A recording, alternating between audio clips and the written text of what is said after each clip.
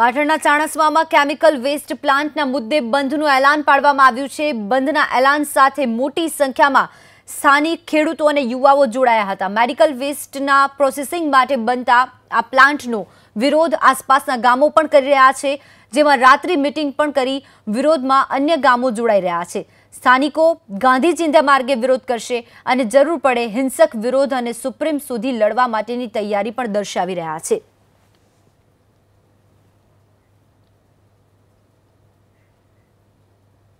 પાટણનું ચાણસ્મા બંધનું એલાન આપવામાં આવ્યું છે અને સ્વયંભૂ લોકો બંધની અંદર જોડાયા છે। આપ મારી પાછળ દ્રશ્યો છે તે જોઈ શકો છો।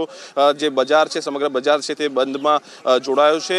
મુખ્ય માંગણી જે ગામ લોકોની અને આસપાસના લોકોની જો વાત કરવામાં આવે તો કેમિકલ વેસ્ટ પ્લાન્ટ જે નજીકના ગામમાં બની રહ્યો છે, જે 5 કિલોમીટર દૂર છે વાસણા ગામ, તેનો વિરોધ કરવામાં આવી રહ્યો છે।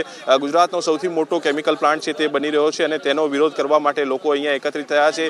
જે લોકો એકત્રિત થયા છે સ્થાનિક લોકો છે અને સ્થાનિક ખેડૂતો, યુવાઓ, તમામ લોકો તેનો વિરોધ છે તે કરી રહ્યા છે। આસપાસના 25 ગામના લોકોનું સમર્થન હોવાનો પણ તેમનો દાવો છે અને સમર્થનની સાથે વિરોધ કરવામાં પણ તે લોકો જોડાયા હોય તેમનું માનવું છે। જે સ્થાનિક આગેવાનો છે તેમની સાથે આપણે વાતચીત કરવાનો પ્રયાસ કરશું। શા માટે જે છે વિરોધ કરવામાં આવી રહ્યો છે, અહીંયા કયો કેમિકલ પ્લાન્ટ બનવાનો છે, એની શું અસર થશે? જે હોસ્પિટલોના વેસ્ટ કચરા છે અને તદ ઉપરાંત જે કેમિકલ વેસ્ટ કંપનીઓ જે છે એમનો જે વેસ્ટ કચરો છે એ સમગ્ર ગુજરાતભરમાંથી કચરો અહીં લાવીને એનો નિકાલ કરવાનો પ્રોજેક્ટ છે, સૂચિત પ્રોજેક્ટ। અને કેમિકલ વેસ્ટ પ્લાન્ટ, હા, કેમિકલ વેસ્ટના કચરાનો નિકાલ કરવાનો પ્રોજેક્ટ છે અને એટલા જ માટે અમારી સમગ્ર સજીવ સૃષ્ટિને એની અસર થાય છે અને ભવિષ્યમાં અહીં રાષ્ટ્રીય પક્ષી મોરનું એટલું બધું નિવાસ છે કે જ્યાં હજારોની સંખ્યામાં મોર પણ અહીં છે।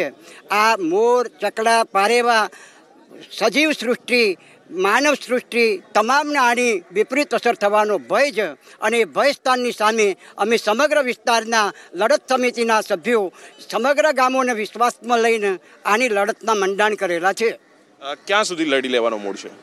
અમારે જ્યાં સુધી આ પ્રોજેક્ટ સરકાર એમ કે અહીંયા આવવાનું બિલકુલ બંધ થઈ જાય ત્યાં સુધી લડી લેવાનો મૂડ છે અમારો। અને અમે અને અમારો તાલુકો આખો કમ્પ્લીટ બધા જ નાના બાળકોમાંથી વૃદ્ધ સુધી બધા એક થઈને અત્યારે અમે લડી રહ્યા છીએ। રાતોરાત દરરોજ એક ગામમાં સભા કરીએ છીએ અને અમારા સામેના માણસો બહુ પૈસાદાર લોકો છે, કારણ કે આટલું બધું ઇન્વેસ્ટમેન્ટ કરવા આવ્યા હોય તો એ તો એવું ચેલેન્જ કરે છે અમને કે અમે તો બધાને પૈસા આપીને અધિકારીઓ બધાને ફોડી દઈશું અને તમારી જુમ્મેદારી ભાઈ તમે પૈસા આલો, અમારા માટે આખી આ દુનિયા અમારી સાથે લોકો તૈયાર છે અને લોક જાગૃતિ એટલી બધી છે કે કોઈ પણ રીતે અમે આ પ્રોજેક્ટ અહીંયા થવા દેવાના નથી।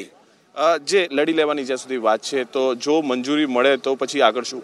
મંજૂરી મળે તમામ પ્રકારના કાર્યક્રમ આપવાના। કેવા પ્રકાર? રસ્તા રોકો, કાનૂની કાર્ય, સુપ્રીમ કોર્ટ, હિંસક આત્મવિલોપન, બધા કાર્યક્રમ આપવાના। આભાર વાત કરવા માટે। જો તમામ જે બાબતો છે તેનો ખ્યાલ રાખવામાં આવે છે। મુખ્યત્વે તમામ જે ગામો છે તે અહીંયા જોડાયા છે, લગભગ 25 જેટલા ગામો છે તે તેનો વિરોધ કરી રહ્યા છે અને જો જરૂર પડશે તો સુપ્રીમ કોર્ટ સુધી લડવાની પણ તેમની તૈયારી છે। કેમેરામેન પ્રદીપ સાથે મેહુલ દેસાઈ, ABP અસ્મિતા, પાટણ।